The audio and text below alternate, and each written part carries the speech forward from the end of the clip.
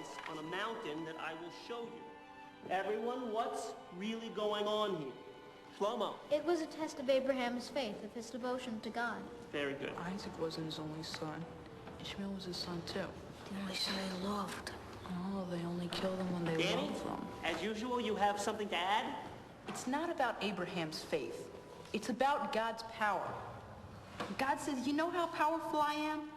I can make you do anything I want, no matter how stupid. Even kill your own son.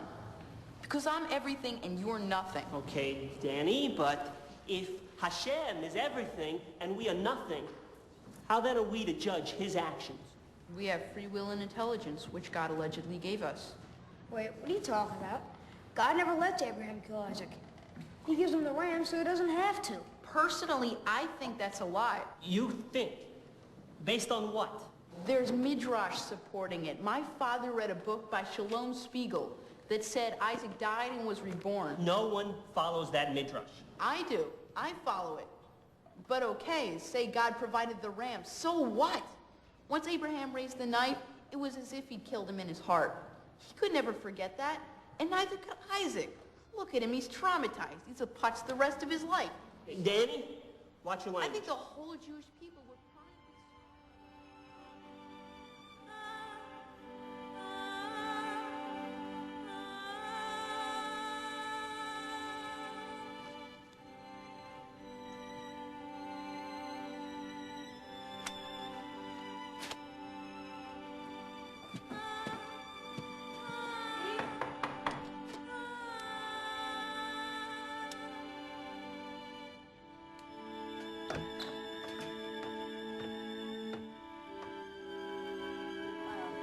I knocked, but you didn't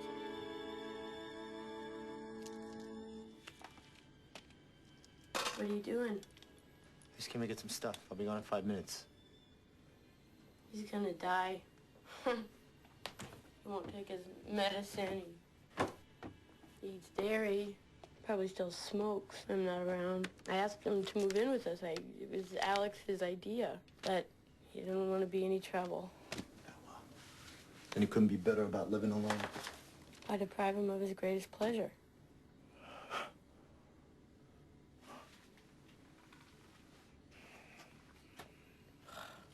Jesus Christ, Danny, how can you wear that thing? And then don't start with me. Well, do you know what it means to your people? They're not my people. Yeah? Tell that to Hitler. Oh, he decides. Hitler's the chief rabbi now? Why? There's 50 reasons. Even if you knew them all, there'd be another 50 you didn't know. Do you know them?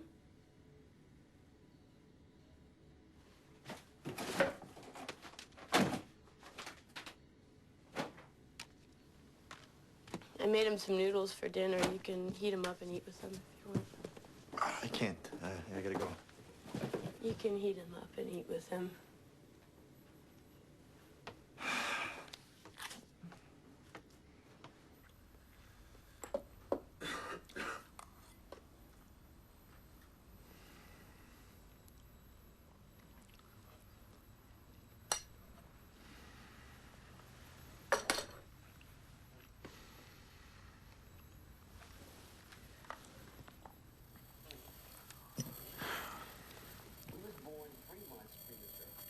Friday. Do I give a shit? The Torah says you can't light a fire on Shabbos because it's work, correct? Mm-hmm.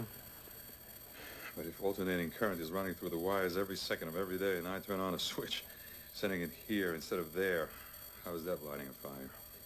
The chickens give milk. Exactly.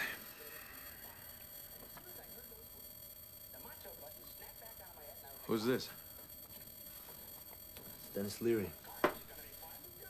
Funny? Yeah, not like your Uncle Mitch. He was funny. Hello? Daniel Balin. Mm-hmm. This is Guy Danielson. I'm a reporter, and I'm doing a piece on right-wing groups post-Oklahoma City. Reporter for who? Rolling Stone, Esquire, New York Times, and I write for a lot of places. And, New York Times? Yeah, and listen, I hear you have a lot of interesting ideas, and I'd like to... Who told you that? Well, isn't it true? No. Yeah, it's true. How'd you get this number? Danny. Hey, Guy Danielson. You look different at that meeting. Well, you know. So the other night, you said that you thought the modern world was a Jewish disease. Can you elaborate on that a little bit? In the movement, this racialist movement, we believe there's a hierarchy of races, you know. Whites at the top, blacks at the bottom, Asians, Arabs, Latins, somewhere in between. Why are you writing this down if you're recording it? It helps me concentrate. Danny, what about the Jews? Jews, Judaism, it's like a sickness. How is Judaism a sickness? Take sexuality. Sexuality? Yeah. What do you mean? You ever fuck a Jewish girl? What? You ever fuck one? Well, yeah, you know, I've been out with a Jew. There you go. What did you notice? Like what? Jewish girls love to give head. Right? Yeah, sure, I don't know, is that right? And Jewish men love to get it. Everybody likes to get it. Yes, it's very pleasurable, but Jews are obsessed with it. You want to know why? Yes, why? Because a Jew's essentially female. Female. Yeah. Real men, white, Christian men, we fuck a woman, we make her come with our cocks. But a Jew doesn't like to penetrate and thrust. He can't assert himself in that way, so he resorts to these perversions. Oral sex is technically a perversion, you know that, right? Yeah. So that's why after a woman's been with a Jewish man, she's ruined. She never wants to be with a normal partner again. So the Jew's a better lover. Well, he's not better. That's not what I said. I said he gives pleasure. That's actually a weakness. All right, so it's not that the Jew runs the media or that he owns all the banks, it's that they're sexually corrupt. The Jews clearly control the media and the banks. Investment banks, not the commercial ones, but the point is, they carry out in those realms the exact same principles that they display in sexuality. They undermine traditional life, and they deracinate society. Deracinate. Tear out the roots. A real people derives its genius from the land, from the sun, from the sea, from the soil, you know? This is how they know themselves. But, like, Jews don't even have soil. He has Israel. Yeah. Those aren't Jews.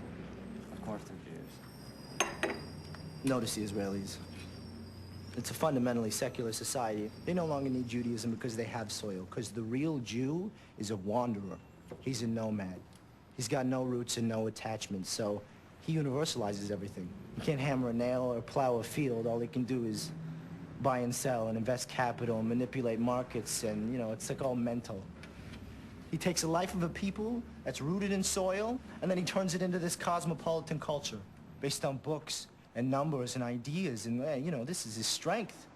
You can take the greatest Jewish minds ever. Marx, Freud, Einstein, what have they given us? Communism, infantile sexuality, and the atom bomb. In the mere 3 centuries, it's taken these people to emerge from the ghettos of Europe. They've ripped us out of a world of order and reason.